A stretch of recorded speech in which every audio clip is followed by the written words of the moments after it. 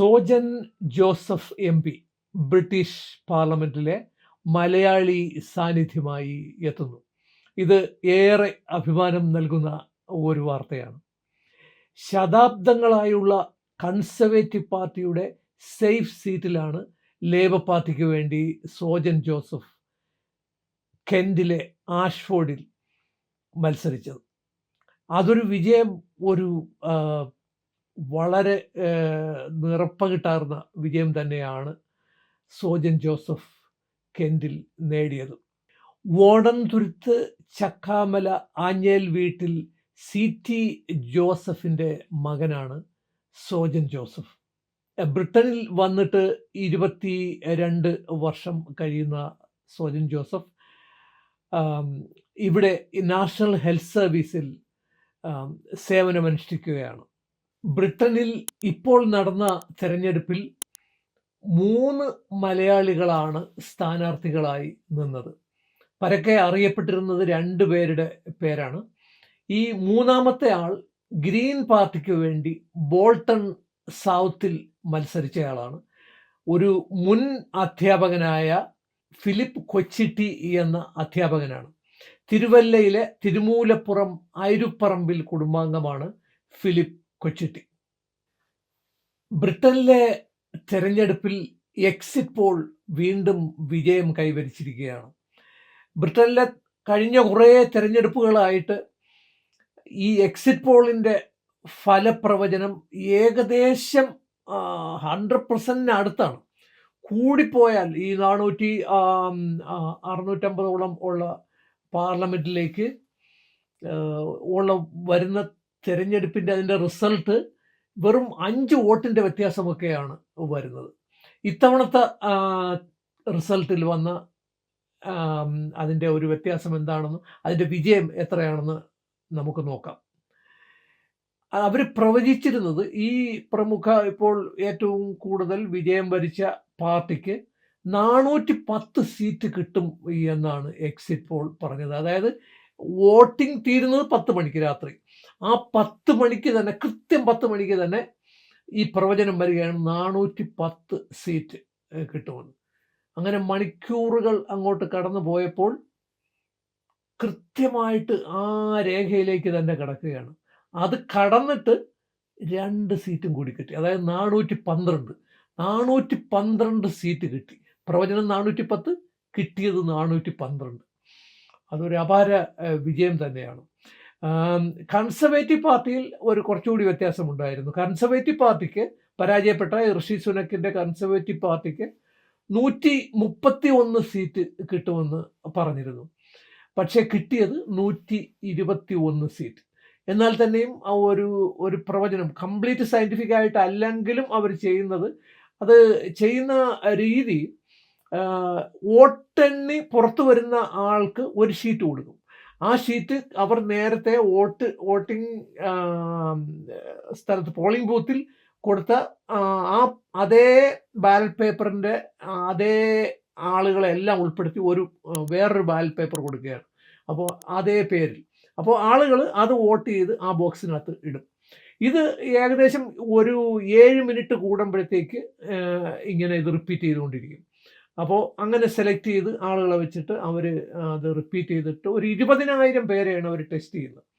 അതൊരു സാധാരണ ഒരു സയൻറ്റിഫിക് മെത്തേഡൊന്നും അല്ലെന്ന് അവർ പറയുന്നു. പക്ഷേ ഇതിങ്ങനെ പെട്ടെന്ന് ഇത് അവരുടെ സെൻറ്ററിലേക്ക് എത്തുകയും അത് ആ പ്രവചനം അവർ അതനുസരിച്ച് വിലയിരുത്തിക്കൊണ്ടിരിക്കുകയും ചെയ്യും. അതിനൊരു വലിയ പ്രൊഫസർമാരും മറ്റും നയിക്കുന്ന ഒരു ടീം അത് മനസ്സിലാക്കാനായിട്ട് ഉണ്ട്. അപ്പോൾ എന്തായാലും എക്സിറ്റ് പോൾ വീണ്ടും, അതായത് 410 പ്രവചിച്ചു, 412 കിട്ടി. അങ്ങനത്തെ ഒരു വൻ വിജയം എക്സിറ്റ് പോൾ ബ്രിട്ടനിൽ നേടിയിരിക്കുകയാണ്. ലേബർ പാർട്ടി വൻ വിജയം നേടിയെങ്കിലും പാർട്ടി നേതാവ് പാലസ്റ്റൈൻ പ്രശ്നത്തിൽ എടുത്ത നിലപാട്, പ്രത്യേകിച്ച് ഗാസയിലെ കുട്ടികൾക്കുള്ള ജലവിതരണം ഇസ്രായേൽ നിർത്തിയപ്പോൾ അതിനെ പിന്തുണച്ചത് 4 MP സ്ഥാനം നഷ്ടമാക്കി. ലെസ്റ്റർ സൗത്തിൽ ഷൗക്കത്ത് ആദം ക്യാബിനറ്റ് പദവിയിൽ എത്തേണ്ടിയിരുന്ന ആളെ തോൽപ്പിച്ചു. ബർമിംഗ്ഹാമിൽ ഖാലിദ് മുഹമ്മദിൻ്റെ തോൽവിക്ക് പിന്നിലെ കാരണവും പാലസ്റ്റൈൻ പ്രശ്നം തന്നെ. ഈസ്റ്റ് ലാങ്കഷെയറിലും വെസ്റ്റ് യോർക്ക്ഷയറിലും 2 MP-മാർ അങ്ങനെ പാർട്ടിക്ക് നഷ്ടമായി. ഇൽഫോർഡ് പോലെ മറ്റു പലയിടത്തും ലേബർ പാർട്ടിയുടെ ഗാസ പ്രശ്നം കാരണം കഷ്ടിച്ച് വിജയിക്കുകയായിരുന്നു. ഈ തെരഞ്ഞെടുപ്പിലെ മറ്റൊരു സവിശേഷത ഗ്രീൻ പാർട്ടിയുടെ വിജയമാണ്. മുൻപ് 1 സീറ്റുണ്ടായിരുന്ന ഗ്രീൻ പാർട്ടിക്ക് ഇപ്പോൾ 4 MP-മാരെ വിജയിപ്പിക്കാനായി. ഈ ഞായറാഴ്ച ഫ്രാൻസിൽ നടന്ന തെരഞ്ഞെടുപ്പിൽ കഴിഞ്ഞ 2 എപ്പിസോഡിന് മുമ്പിൽ ഞങ്ങൾ ഇവിടെ പറഞ്ഞതുപോലെ തന്നെ എല്ലാവരും ഭയപ്പെട്ടിരുന്നത് വലതുവശത്തുള്ള ഈ നാഷണൽ റാലി എന്നുള്ള ലീപ്പൻ്റെ പാർട്ടി വിജയം കൈവരിക്കും എന്നുള്ള ഭയം ലോകത്ത്, ഫ്രാൻസിനെ മാത്രമല്ല ലോകത്ത് തന്നെ ഞെട്ടിപ്പിച്ച ഒരു സംഭവമാണ്. ആ ഭീതി. അവരായിരുന്നു ആദ്യ റൗണ്ടിൽ 33% വരെ വോട്ട് നേടിയത്. രണ്ടാം സ്ഥാനത്ത് എത്തിയത് ഇടതുപക്ഷ പാർട്ടികളായിരുന്നു, 28%. പക്ഷേ ഇവരെ പരാജയപ്പെടുത്താൻ വേണ്ടി ഈ ഇടതുപക്ഷവും പ്രസിഡന്റ് മാക്രോണിൻ്റെ 20% കിട്ടിയ പാർട്ടിയും കൂടി ഒരുമിച്ച് നിൽക്കണം എന്നൊരു ആഹ്വാനം വരികയും അതനുസരിച്ച് പോളിംഗ് ബൂത്തിലേക്ക് ആളുകൾ ചെന്ന് ശരിക്കും രാഷ്ട്രീയമായി അവർ ഫ്രഞ്ച് ജനത വോട്ട് ചെയ്യുകയും ഇടതുപക്ഷം മുൻനിരയിൽ ഏറ്റവും ശക്തമായ പാർട്ടിയായി വരികയും ചെയ്തു. തൊട്ട് പിറകെ ഉള്ളത് ഈ വലതുപക്ഷ പാർട്ടിയാണ്. അവരുടെ സീറ്റിൻ്റെ കണക്ക് പറയുകയാണെങ്കിൽ ഇടതുപക്ഷത്തിന് 182 സീറ്റും പ്രസിഡന്റ് മാക്രോണിൻ്റെ പാർട്ടിക്ക് 163 സീറ്റും. മൂന്നാം സ്ഥാനത്താണ് വലതുപക്ഷത്തെ ലീപ്പൻ്റെ നാഷണൽ പാർട്ടി 143 സീറ്റും നേടിയത്.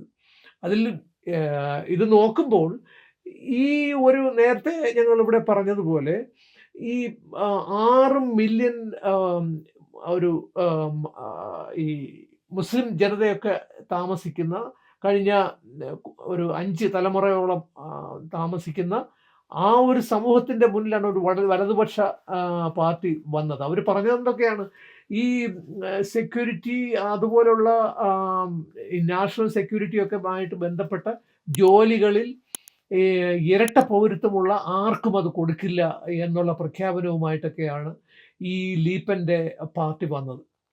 അപ്പോൾ അങ്ങനെയുള്ള ഒരു ഇത്രയും ആളുകൾ താമസിക്കുമ്പോൾ പല ആളുകളും പറഞ്ഞു, അവിടെ താമസിക്കുന്നവർ പറഞ്ഞു, ഒരു ഇംഗ്ലീഷുകാരിയല്ല, ഫ്രഞ്ചുകാരി സ്ത്രീ, വെളുത്ത വംശജയായ സ്ത്രീ, അവരുടെ കറുത്ത വംശജയായ കുട്ടി, അതല്ലെങ്കിൽ ഒരു 2 ഇരുനിറത്തിലുള്ള കുട്ടിയുമായിട്ട് നിൽക്കുകയാണ്. അവർ പറയുന്നത് എൻ്റെ കുട്ടിയുടെ ഭാവിയെ ഓർത്ത് ഞാൻ വിഷമിക്കുന്നു എന്ന് പറഞ്ഞതുകൊണ്ട്. അതുപോലെ പലരും അങ്ങനെയാണ് പറഞ്ഞത്. അപ്പോൾ അങ്ങനെ ഒരു ഭയം ഉണ്ടായിരുന്നു. പക്ഷേ അതൊക്കെ മാറിക്കിട്ടി.